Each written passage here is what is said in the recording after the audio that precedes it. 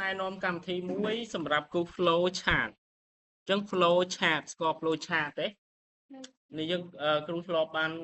តាមពិត Canva ក៏យើងអាចគូសបានដែរប៉ុន្តែគ្រូចង់បង្ហាញ app នេះមួយឈ្មោះវា app diagram បាទអញ្ចឹងនៅពេលយើងចុចចូលwebsite វានឹង load ចេញបែបនេះឲ្យយើងហើយយើងអាចធ្វើការគូសរូប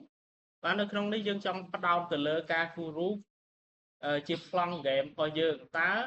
flow នៃ game របស់យើងគឺទី1មានអីទី2មានអីទី3មានអីហើយក្រុមនីមួយត្រូវប្រកាសថាតើក្រុមរបស់យើងមានគ្រប់លក្ខណៈដែលឬអត់មាន flow វាគ្រប់អត់អញ្ចឹងទី1គ្រូយកអានេះយើងហៅអីនេះបាទ round rectangle មានន័យថាចតុកោណកែងរាងវងណាមានន័យថាមូលនេះចុងនេះអញ្ចឹងទី1យើងមើលថាទី1របស់យើងអីគេ layout start បាទអញ្ចឹងតើមាន layout start ហើយនៅ game របស់យើងមាន layout start ហើយនៅបាទអញ្ចឹងទី1 layout start ចេញពី layout start ពេលយើងចុច layout start មកពេលចុច start ហើយវានឹងចូល layout អីបាទ menu បាទនេះ layout menu អញ្ចឹងយើងចុចទៅក្នុងចូលបន្តមកតង់ទៀតយើងយកround rectangle នឹងដដែលនេះអញ្ចឹងយើងយក layout menu អញ្ចឹងចេញពី menu មានចំនួនប៉ុន្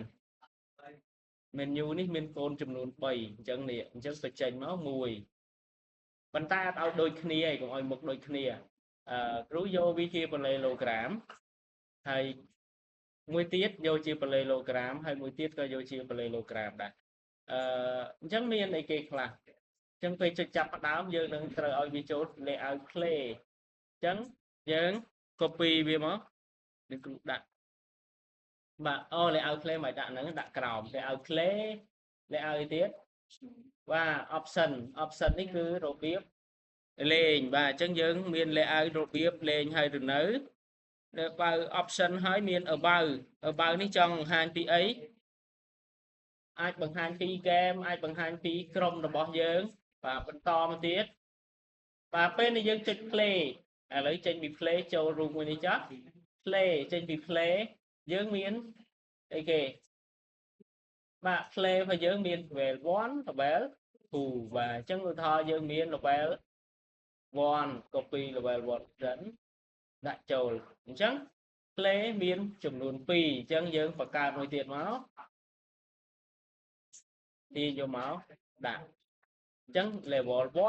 1មួយទៀត level 2បាទអញ្ចឹងនេះ level 1មួយទៀត level 2អញ្ចឹងយើងអាចចុចឬក៏បើសិនជាយើងចេញពី level 1គ្រូ copy អានេះមួយទៀតចេញពី level 1អាចចូល level 2អត់ចូលទេចូលអត់មិនតាចូលកាត់កោងប៉ុណ្ណេះបាទ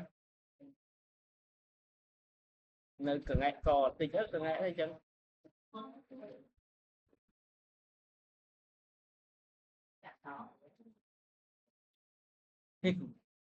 នេះទាញកនៅអត់មកចឹងទៅណាចាចឹង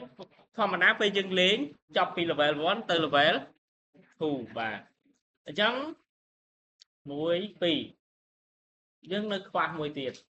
យើងទៅបង្កើតមួយទៀតឈ្មោះថា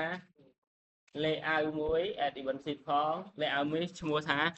game underscore over បាទអញ្ចឹង game over នេះដើម្បីអីតើផ្ទាំង game over ដើម្បីអ្វីគេអាចឆ្លើយបាន game over នេះគឺដើម្បី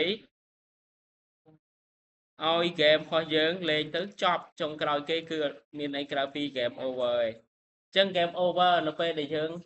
ថតលេងចាញ់វគ្គទី1ទៅបង្ហាញ screen game over ឡើយនេះបើយើងចាញ់វគ្គទី2 game over យើងចប់វគ្គទី2ទៅបង្ហាញ game over តែពិត game over នេះគេអាចបែងចែកជា2ទៀតមានន័យថាបង្ហាញ screen ឈ្នះហើយនឹងបង្ហាញ screen ចាញ់បាទប៉ុន្តែគ្រូដាក់ជាមួយតែមួយសិនបាទអញ្ចឹងនេះតើក្រុមនីមួយមានអានេះអស់ហើយនៅបើអត់មានទេអ្នកដែលកាន់ contract 3សូមធ្វើអានេះ ហើយអ្នកដែលកាន់ Canva អ្នកកាន់ Canva ធ្វើនេះដើម្បីដាក់ចូលក្នុង slide របស់យើង